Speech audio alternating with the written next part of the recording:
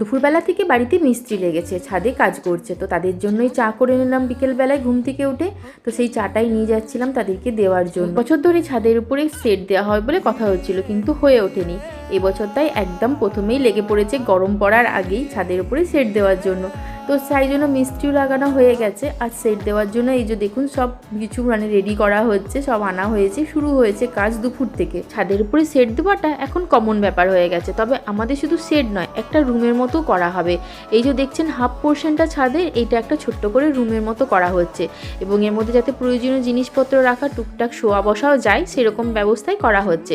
আর ছাদের আরেক পাশটা দেওয়া হবে একটা সেট। আর এই যে দেখছেন এটা নেক্সট ডেতে, এটা কতটা কাজ হয়ে গেছে দেখুন। একদম ওপরটা সেট দেওয়া হয়ে গেছে, একটা রুমের মতো বার করা হয়ে গেছে। একদম আমাদের টিলে ছাদে ওপরে উঠেছিলাম ছোট্ট ছাদ থেকে দেখার জন্য কেমন দেখাচ্ছে।